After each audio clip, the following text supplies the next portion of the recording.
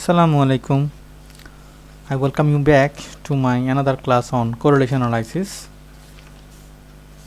I hope you all are well. In our today's class, we will discuss regarding a scatter diagram. As usual, the language of our video class will be in Bengali as it is targeted to the viewers whose native language is Bengali. আমরা আজকে আমাদের correlation অ্যানালাইসিসের দ্বিতীয় class শুরু করতে যাচ্ছি। আমরা আমাদের প্রথম ক্লাসে কোরিলেশন অ্যানালাইসিসের ডেফিনিশন দেখেছিলাম, significance of the study of correlation দেখেছিলাম, টাইপস অফ কোরিলেশন দেখেছিলাম।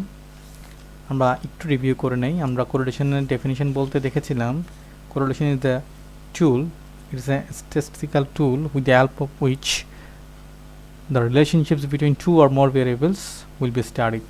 ওকে, আমরা কোরিলেশন বলতে দেখেছিলাম এমন একটি স্ট্যাটিস্টিক্যাল টুল যার মাধ্যমে আমরা দুই বা তার চেয়ে বেশি সংখ্যক ভেরিয়েবলের মধ্যে সম্পর্ককে অ্যানালাইজ করে থাকি। অর্থাৎ দুই বা ততোধিক ভেরিয়েবলের মধ্যে কোনো সম্পর্ক আছে কি না তা আমরা যাচাই করে থাকি। ওকে, সো আমরা শর্ট আমরা বলতে পারি an analysis of the covariation of two or more variable is usually called as correlation.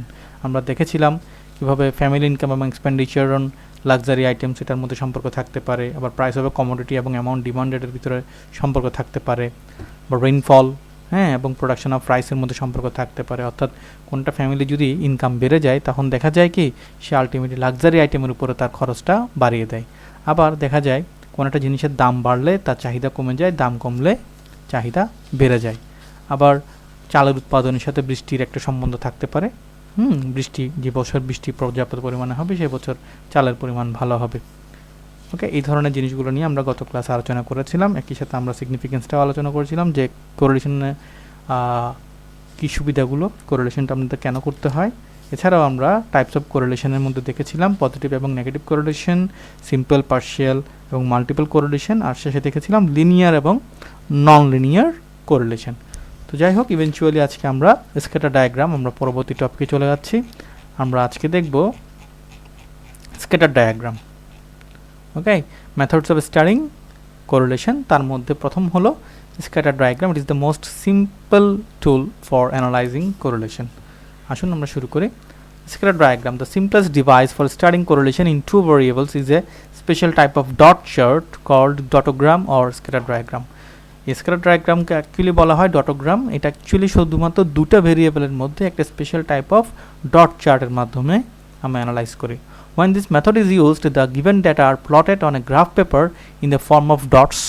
For each pair of x and y values, we put dots and thus obtain as many points as number of observations. অর্থাৎ আমরা যখন এই পদ্ধতিটা ব্যবহার করি তখন যে ডেটাগুলো আমাদের দেওয়া থাকবে x এবং y ভার্টিক্যালি এবং হরাইজন্টালি, আমরা কি করব, এই ডেটাগুলোকে গ্রাফ পেপারের মধ্যে কিছু ডটসের মাধ্যমে আমরা বসাবো। অর্থাৎ তাদের ইন্টারসেক্টেড পয়েন্টগুলোকে আমরা ডটের মাধ্যমে বসাবো। For each pair of x and y values we put dots. প্রতিটি আমাদের x কলামে যেই ডেটাগুলো থাকবে, y কলামে যে ডেটাগুলো থাকবে সেগুলোকে আমরা ডটের মাধ্যমে বিন্দু দিয়ে আমরা কি করব, আমরা অবজারভেশনস অনুযায়ী বসাবো। যতটা বিন্দু দিব ততটা অবজারভেশনকে আমরা কাউন্ট করব। By looking to the scatter of various points we can form an idea as to whether the variables are related or not. যখন আমরা ওই ভেরিয়াস পয়েন্ট যেগুলো আমরা ড্র করব গ্রাফ পেপারে, তখন ওগুলো যখন তাকাবো তাকলে আমরা বুঝতে পারবো যে এই ভেরিয়েবল যেগুলো আমরা দিয়েছি অবজারভেশনস এক্স এবং অবজারভেশনস ওয়াই, ওগুলোর মধ্যে কোনো সম্পর্ক আছে কি না।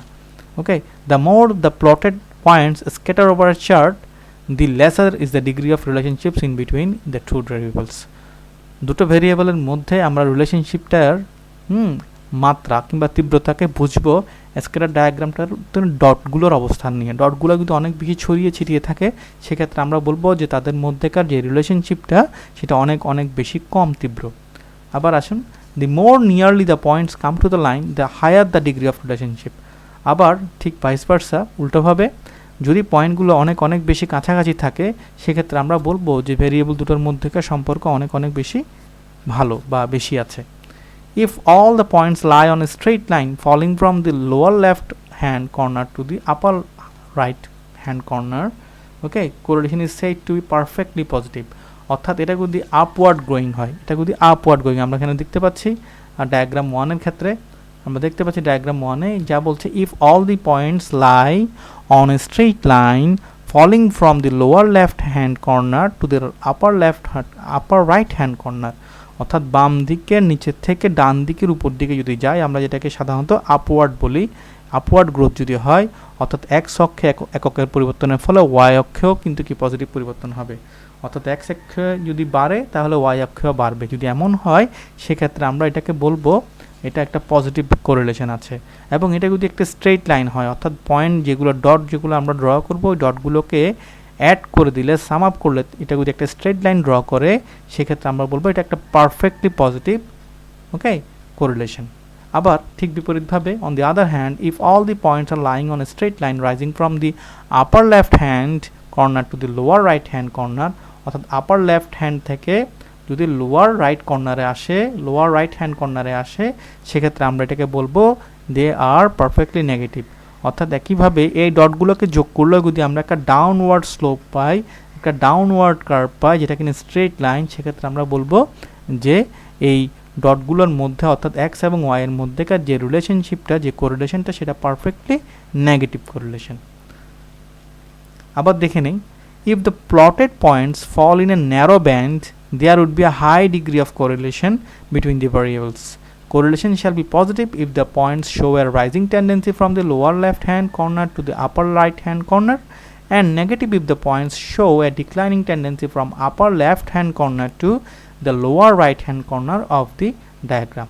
আমরা একটু দেখে নেই, যদি প্লটেড যে পয়েন্টগুলো দেখতে পাচ্ছি fall in a narrow band, narrow band means ঠিক স্ট্রেট লাইন না হলেও এরা যদি পরস্পরের কাছাকাছি থাকে, আমরা একটু আগে যেটা দেখেছিলাম সেখানে ছিল প্রতিটা পয়েন্ট অলমোস্ট সবগুলোই একই লাইনে ছিল, একটা স্ট্রেট লাইন ফর্ম করেছিল, এটা ছিল আপওয়ার্ড ট্রেন্ড, অর্থাৎ লেফট হ্যান্ড রাইট, এটাতে লেফট হ্যান্ড থেকে এটা রাইট হ্যান্ডের দিকে উপরের দিকে চলে গিয়েছিল, ওকে, অর্থাৎ এটা একটা আপওয়ার্ড গ্রোথ ছিল, আর এটা ছিল ডাউনওয়ার্ড গ্রোথ। তো আপওয়ার্ডটাকে আমরা বলেছিলাম পজিটিভ এবং ডাউনওয়ার্ড যেটা ছিল সেটা ছিল negative.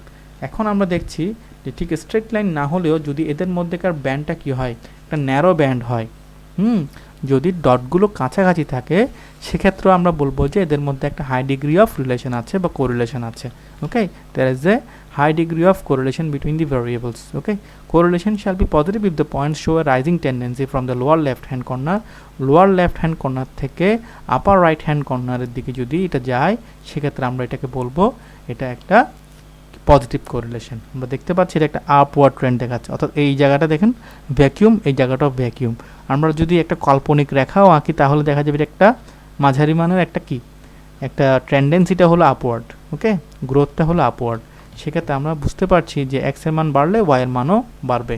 If Y is a independent variable and x is an independent variable, then dependency of y on x will be a positive one.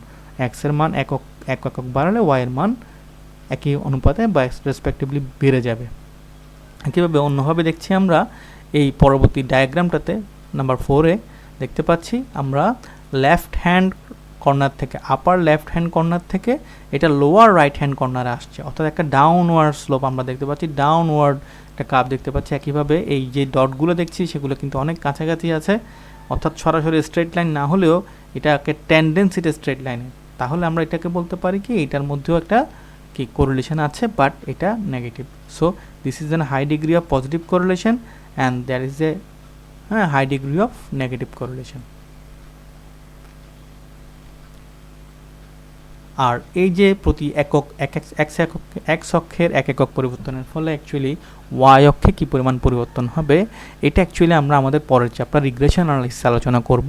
আপাতত আমরা কোরিলেশনে দেখব কি এদের দুটো ভেরিয়েবলের মধ্যে আদৌ রিলেশন আছে কি না, কিন্তু এই রিলেশনটা কতটুকু সিগনিফিক্যান্ট এটুকু দেখব। কিন্তু এইটা কজ অ্যান্ড ইফেক্ট যেটা, অর্থাৎ এক একক এক্সের পরিবর্তনের ফলে ওয়াই এককে কতটুকু পরিবর্তন হবে, সেটা আমরা তার ঠিক ইমিডিয়েট আমাদের পরের চ্যাপ্টার রিগ্রেশন অ্যানালাইসিসে দেখতে পারবো। ওকে, আবার দেখুন, on the other hand if the points are widely scattered, যদি পয়েন্টগুলো ওয়াইডলি স্ক্যাটার্ড হয়, if the points are scattered over the diagrams widely, দেখুন, if the points are widely scattered over the diagrams, it indicates very low degree of relationship between the variables. যদি এই ডটগুলো ডায়াগ্রামের মধ্যে বিচ্ছিন্নভাবে থাকে, অনেক বেশি ছড়িয়ে ছিটিয়ে থাকে, সেক্ষেত্রে এটা ইন্ডিকেট করে যে very low degree of relationships between the variables. অর্থাৎ দুটো ভেরিয়েবলের মধ্যে তখন দেখায় কি আসলে অনেক দুর্বল একটা কোরিলেশন। হ্যাঁ, তো এরপরেও ওই কোরিলেশন যেটা দুর্বল কোরিলেশন দেখায়, অর্থাৎ লো ডিগ্রি অফ কোরিলেশন দেখায় instead of high degree or হ্যাঁ মোর দেন দ্যাট, এটা যদি দেখায় তারপরও এর মধ্যে পজিটিভ এবং নেগেটিভ কোরিলেশন হতে পারে। আর একটু খেয়াল করে দেখি আমরা, দেখুন এখানে আমরা ডটগুলোকে যদি আমরা একটা অ্যাজাম্পশন করি, আমরা এখানে দেখছি কাল্পনিক যদি কোনো একটা রেখা অঙ্কন করতে যাই, তাহলেও আমরা দেখছি এই অংশটুকু দেখুন, হ্যাঁ এখানে দেখছি লেফট হ্যান্ড কর্নারে, যেটা আপার লেফট হ্যান্ড কর্নার, এখানে অংশটা খালি আছে, আবার লোয়ার রাইট হ্যান্ড কর্নার যেটা, এখানে অংশটুকু খালি আছে। অর্থাৎ মানে আমাকে এখানে এঙ্গেজ দেখাচ্ছে ঠিক এটা, অর্থাৎ আমাদের ট্রেন্ডটা দেখা যাচ্ছে এরকম। অর্থাৎ ডটগুলোকে যদি আমি কাছাকাছি এনে কল্পনা করার চেষ্টা করি, তাহলে আমরা এরকমই একটা লাইন পাচ্ছি, যেখানে কিনা আমাদের এখানে ডান দিক এখানে একটা আপওয়ার্ড ট্রেন্ড আমরা এখানে দেখতে পাচ্ছি, ঠিক এটার মতোই একটা আপওয়ার্ড ট্রেন্ড আমরা দেখতে পাচ্ছি।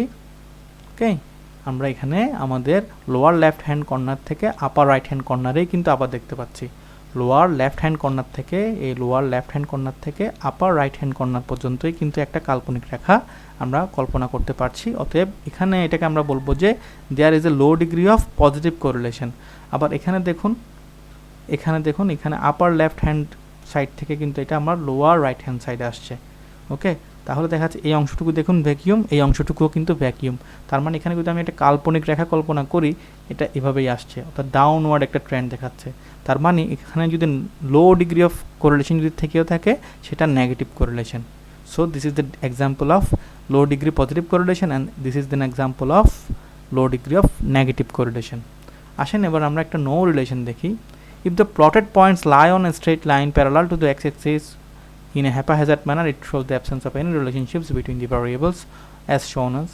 হ্যাঁ, আমরা এখানে দেখতে পাচ্ছি, দেখুন এই যে আইদার এগুলো হরাইজন্টালি আছে, না হলে ভার্টিক্যালি আছে, অর্থাৎ এখানে কোনোভাবে কোনো কল্পনাই করা যাচ্ছে না এই ভেরিয়েবলগুলোর মধ্যে, দুটো ভেরিয়েবলের মধ্যেকার রিলেশনকে এখানে কোনো আঙ্গিকেই আমরা কাছাকাছি বা কোনো সম্পর্ক দেখাতে পারছি না। কি বলছে আমাদেরকে প্রশ্নে, if the plotted points lie on a straight line parallel to the x Axis or in a haphazard manner, it shows the absence of any relationships between the variables।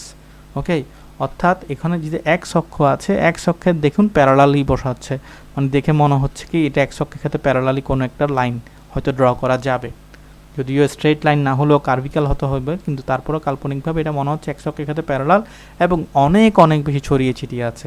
হ্যাঁ, এটা শুধু ন্যারো না, এটা অনেক অনেক বেশি ন্যারো, অনেক এখানে সরি ন্যারো বলছি না, এটা ওয়াইড না, শুধু অনেক অনেক বেশি ওয়াইড, অর্থাৎ they are maintaining a long distance.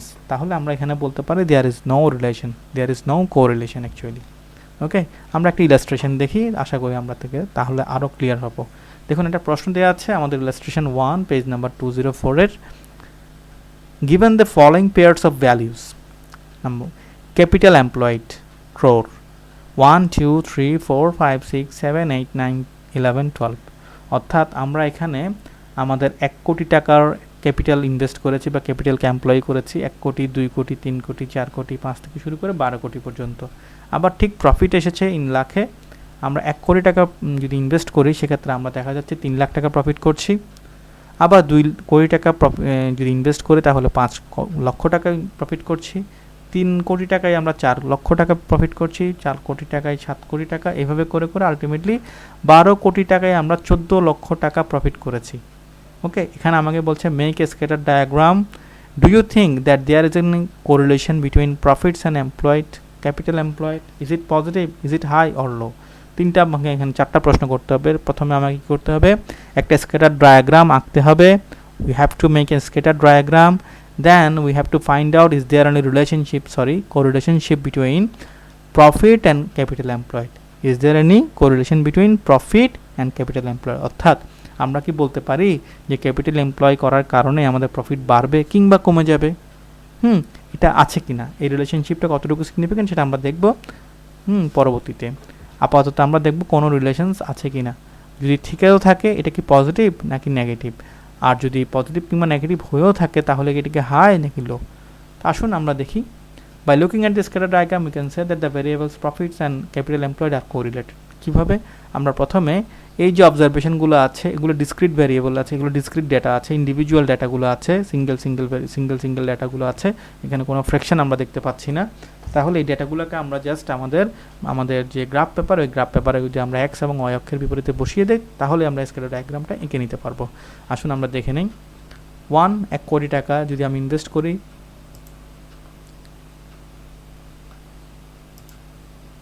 দেখুন 1 কোটি টাকা ইনভেস্ট করলে আমরা দেখুন 0 টু এখানে 12 দেখিয়েছি, 0 টু 14 দেখিয়েছি। খেয়াল করে দেখুন আমরা ক্যাপিটাল এমপ্লয়েডকে রেখেছি এক্স অক্ষে, কারণ ক্যাপিটালটা হলো আমার এখানে ইন্ডিপেন্ডেন্ট ভেরিয়েবল আর প্রফিটটা হলো ডিপেন্ডেন্ট ভেরিয়েবল, অর্থাৎ ক্যাপিটালের উপরে কিন্তু প্রফিটটা ডিপেন্ড করবে, প্রফিটের উপরে ক্যাপিটাল ডিপেন্ড করবে না।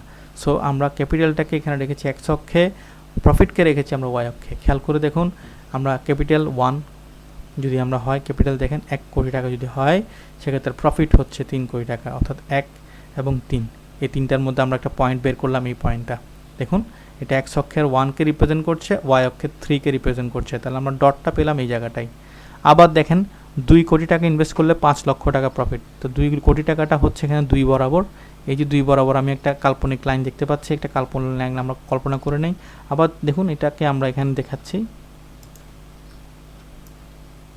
দেখেছেন এই অংশটুকুকে আমরা বলতে পারি কি, দেখুন 2 কোটি টাকা আমরা যদি ইনভেস্ট করি আমার তাহলে 5 লক্ষ টাকা প্রফিট আমরা শো করতে পারছি।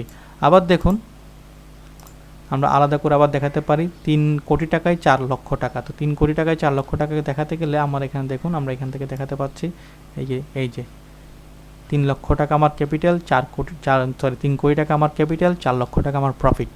একইভাবে আমরা 5 কোটি টাকায় 9 লক্ষ টাকা দেখাতে পারছি। দেখুন আমরা যেটা করছি দেখুন 5 কোটি টাকায় 9 লক্ষ টাকা, 6 পরে 8, 8 পরে 9, সেটার ক্ষেত্রে আমরা দেখতে পাচ্ছি 5 কোটি টাকা। 4 থেকে এটাকে এভাবেই আমরা দেখাচ্ছি, আসলে 7-এর ক্ষেত্রে 8, এভাবে করে করে হয়। এটা দেখে নেই আমরা, দেখুন এখানে এই অংশটুকু আমরা দেখাতে পারি। খেয়াল করে দেখুন এই যে দেখুন 5 কোটি টাকা আমরা যখন ইনভেস্ট করছি তখন দেখুন এখানে আমরা কি পাচ্ছি, এই 5 কোটি টাকা ইনভেস্ট করলে আমরা এখানে 7 লক্ষ টাকা আমরা প্রফিট করছি। এটাকে পয়েন্ট দেখাচ্ছি এইখান থেকে। আবার দেখুন এই পয়েন্টে যদি আমরা দেখি, দেখুন এখানে কি পাচ্ছি, এখানে পাচ্ছি আমরা 7 কোটি টাকা ইনভেস্ট করলে 8 লক্ষ টাকা প্রফিট। ঠিক আছে, 7 লক্ষ টাকা ইনভেস্ট করলে 7 কোটি টাকা যদি ইনভেস্ট করে 8 লক্ষ টাকা প্রফিট পাচ্ছি। আবার দেখুন 8 কোটি টাকায় 10, তাহলে এটা দেখতে পাচ্ছি এই যে দেখুন এখানটায় দেখুন 8 কোটি টাকা যদি আমি ইনভেস্ট করি আমার প্রফিট হচ্ছে নিয়ার অ্যাবাউট 10 লাখ। দেখেছেন এই 8 বরাবর দেখেন এই যে 8 কোটি টাকা ইনভেস্ট করলে আমার প্রফিটটা হচ্ছে 10 লক্ষ টাকা। 8 কোটি টাকায় 10 লক্ষ টাকা। একইভাবে খেয়াল করুন একদম লাস্ট পয়েন্টে আমি যদি এটাকে ধরি, লাস্ট পয়েন্ট 12, অর্থাৎ 12 কোটি টাকা যদি আমি ইনভেস্ট করি, দেখুন 12 কোটি টাকা যদি আমি ইনভেস্ট করি তাহলে আমার প্রফিটটা হচ্ছে প্রায় অ্যারাউন্ড 14 লাখ। আমাদের যদিও এটা একটু বাঁকা আছে, হ্যাঁ, এটা যেহেতু আমরা বইটা স্ক্যান কপি এখানে প্রপারলি দেখা যাচ্ছে না, বাট আমরা যখন গ্রাফ পেপারে এগুলোকে প্লটিং করব তখন এক্সাক্ট ডাটাটাই পাবো। সো এইভাবে কি হচ্ছে, আমরা এক্স এবং ওয়াই এর মানটা গ্রাফ পেপারে দুটো মানকে যখন আমরা প্লেস করব তখন এখানের মধ্যে যে ইন্টারসেকশন পয়েন্টটা পাবো ওই ডটগুলোকেই অ্যাকচুয়ালি আমরা এক্স এবং ওয়াই অক্ষের মান হিসেবে, অর্থাৎ ভুজ এবং কোটি যেটাকে বলি আমরা, এক্স এর মানকে আমরা বলি ভুজ, ওয়াই এর মানকে বলি কোটি।